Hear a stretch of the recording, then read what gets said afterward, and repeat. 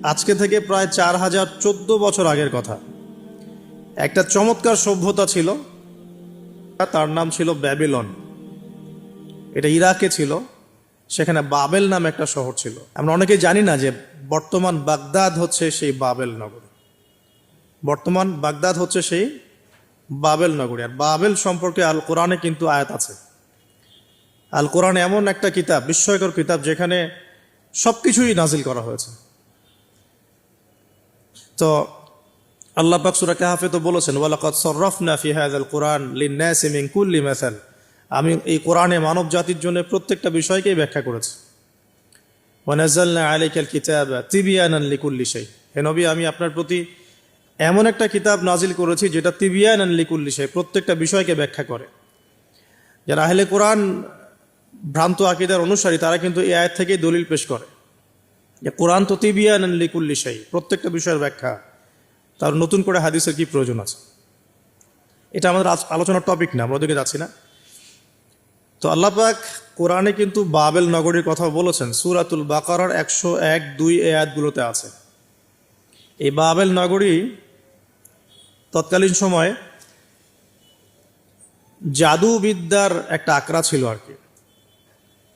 এর আগে আমরা জানি সুলাইমান আলাইহিস সালামের সময় ওই হারুত আর মারুত দুজন ফেরেশতাকে দিয়ে মানুষকে পরীক্ষা করা হয়েছিল। এই ঘটনাটা সূরা বাকারার 101-2 আয়াতগুলোর মধ্যে আছে, দেখে নিয়েন। আমি রেফারেন্সগুলো বলে দিলাম। এখানে এই বাবেল নগরীর কথাটা আছে, ঠিক আছে? তো এই নগরীতে প্রায় 4014 বছর আগে একটা ফুটফুটে সুন্দর শিশু জন্ম নেয়। দেখতে খুবই সুন্দর, অমায়িক, দেখলেই মানে মন কেড়ে নেয়ার মতো সুন্দর। এমন কিছু বাচ্চা থাকে কিন্তু দেখলে আদর করতে ইচ্ছা করে, মন কেড়ে নেয়ার মতো, ইউনিক, সবার চেয়ে আলাদা।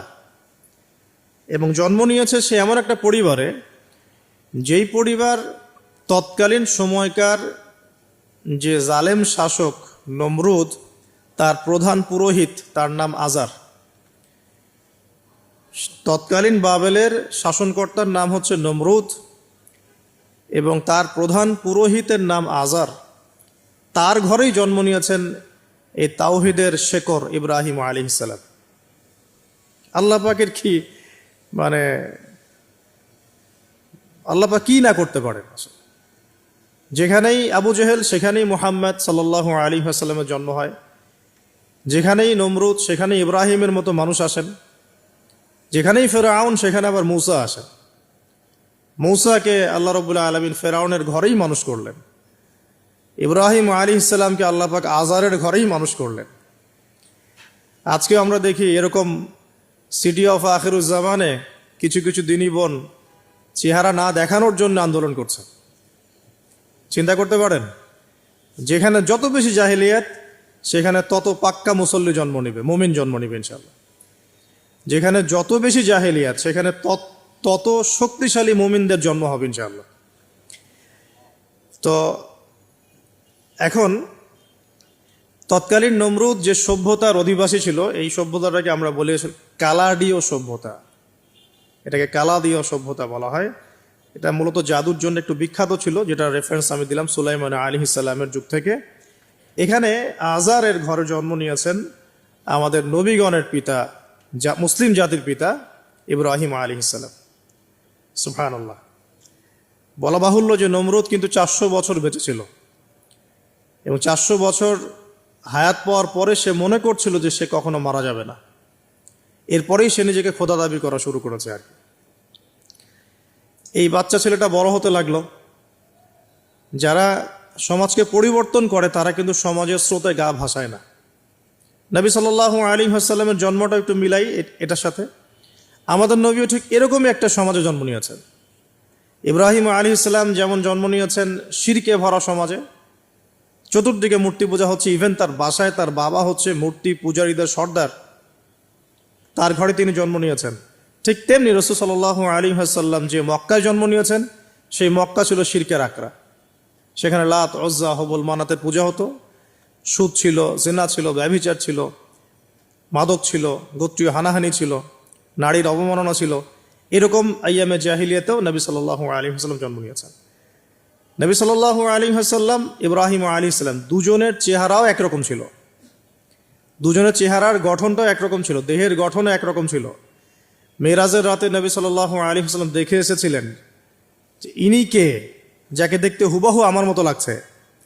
জিবরাইল আলাইহিস সালাম বলেছেন, ইনি আপনার পিতা ইব্রাহিম আলাইহিস সালাম। সুবহানাল্লাহ।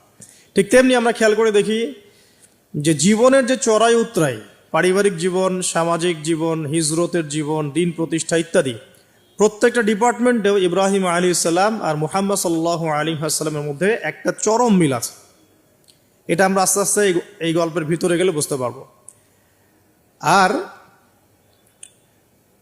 এই কারণেই হয়তোবা আল্লাহ ভালো জানেন, এই কারণেই হয়তোবা আমরা যখন তাশাহুদের পর দরুদ পড়ি, আমরা দরুদের মধ্যে অন্য নবীর নাম নিচ্ছি না, আমরা মুহাম্মদ সাল্লাল্লাহু আলাইহি ওয়াসাল্লামের সাথে ইব্রাহিম আলাইহিস সালামের নাম নিচ্ছি। হতে পারে এটা একটা কারণ, আল্লাহ ভালো জানেন। এখন এরকম পরিবেশে বড় হতে লাগলেন ইব্রাহিম আলাইহিস সালাম। আমি একটু আগে বলেছি, যারা সমাজকে পরিবর্তন করে তারা কখনো সমাজের জাহিলিয়াতের স্রোতে গা ভাসায় না। মুহাম্মদ সাল্লাল্লাহু আলাইহি ওয়াসাল্লাম সমাজ পরিবর্তন করেছেন আইয়ামে জাহিলিয়াতকে মাত্র 23 বছরের ব্যবধানে, কিন্তু তিনি কিন্তু জাহিলিয়াতের সাথে গা ভাসান নাই। তিনি কখনো সুদ খাননি, তিনি কখনো মূর্তি পূজা করেন নাই, তিনি কখনো কোনো অন্যায় গুনাহ করেন নাই, তিনি কখনো মাদকদ্রব্যের কাছেও যান নাই, কিন্তু সমাজটা ছিল এগুলোতে নিমজ্জিত। ঠিক ইব্রাহিম আলাইহিস সালামের ক্ষেত্রেও সেম, তিনি একজন প্রধান পুরোহিতের ঘরে জন্ম নিয়েও কখনো মূর্তির ধার কাছে যান নাই।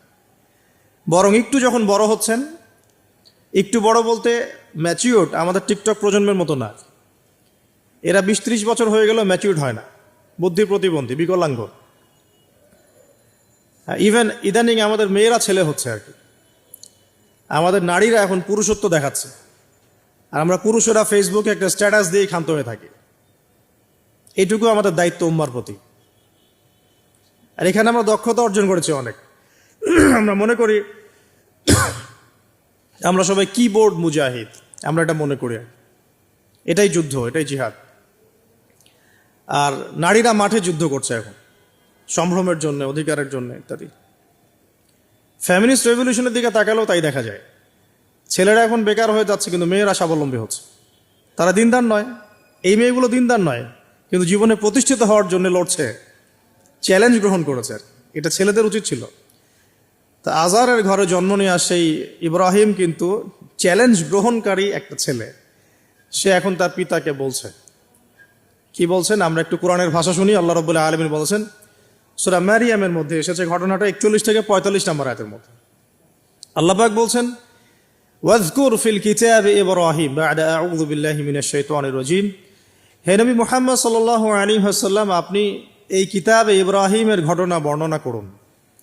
ইয ক্বালা লিআবিহি, যখন ইব্রাহিম তার বাবাকে বললেন, তার বাবা মানে আজারকে বললেন, ইয়া আবাতি, হে আমার বাবা, লিমা তা'বুদু, তুমি কেন ইবাদত করো এমন সত্তার, মা লা ইয়াসমাউ, যে শুনতে পারে না, ওয়ালা ইউবসিরু, দেখতেও পারে না, ওয়ালা ইউগনি আনকা শাইআ, তোমার কোনো উপকার করতে পারে না।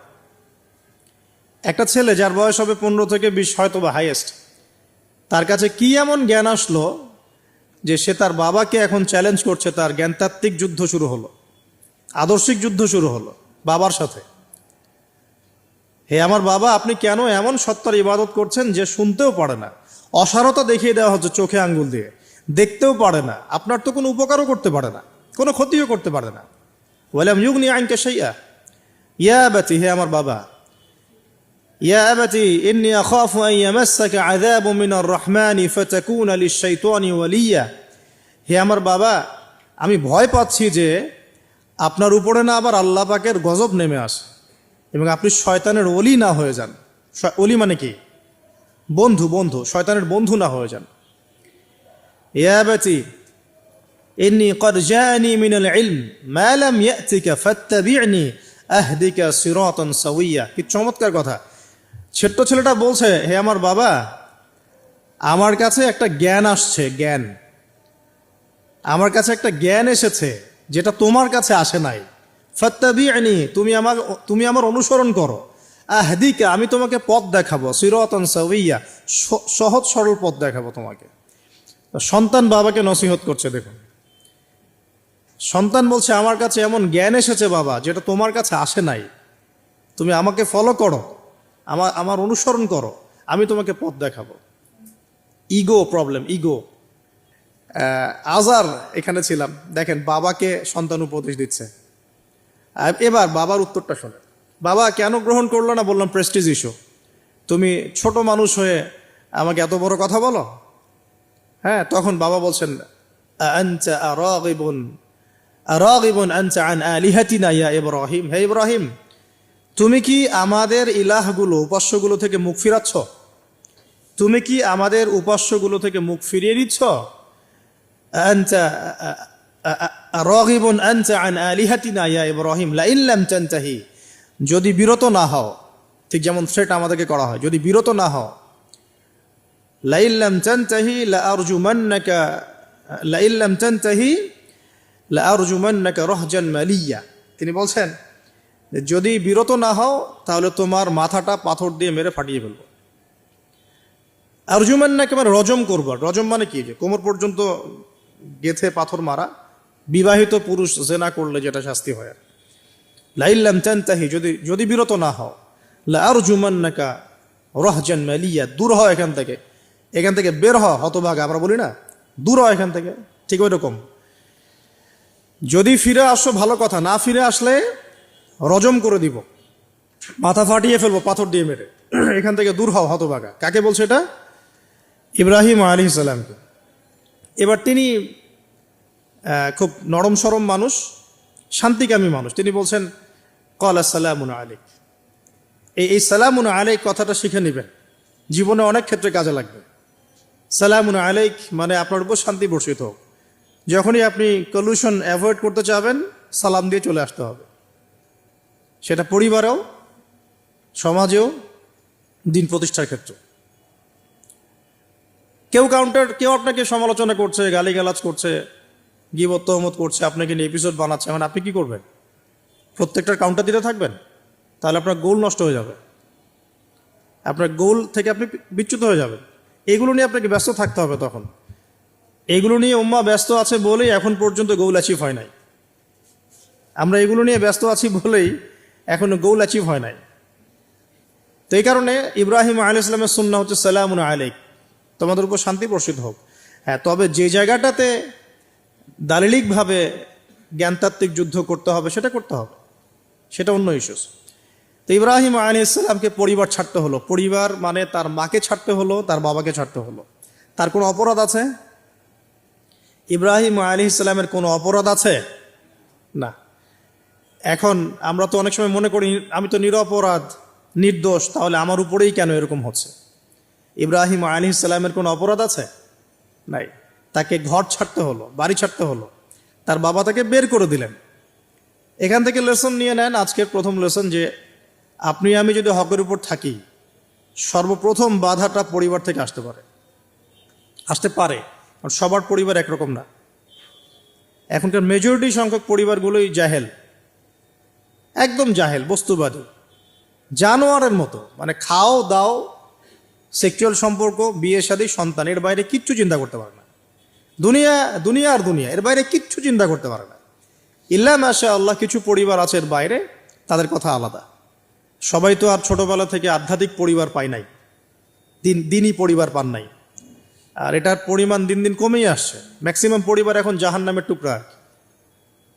আল্লাহ পাক পরিবারকে বলেছেন জাহান্নাম থেকে বাঁচাও, কু আনফুসাকুম ওয়া আহলিকুম নারা। এখন ওই পরিবারই হয়ে গেছে জাহান্নামের টুকরা। আপনি দিনের পথে চলতে চাইলে প্রথম হোঁচটটা পরিবার থেকে খেতে পারেন। এটা ইব্রাহিম আলাইহিস সালামের জীবনেও যেমন হয়েছে, মুহাম্মদ সাল্লাল্লাহু আলাইহি ওয়াসাল্লাম জীবনেও সেম। ওই যে মিলাদ ছিলাম কিভাবে, তার ক্ষেত্রেও সেম। চাচারা শত্রু না?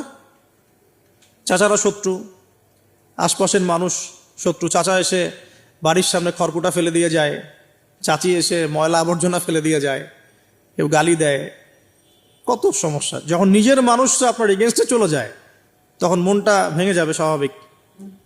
কারণ নিজের মানুষটা, সারা দুনিয়া যদি আপনার বিপক্ষেও থাকে, কাছের কিছু মানুষ আপনার পক্ষে থাকে, তখন আপনি বাসাতে অ্যাটলিস্ট সিংহ,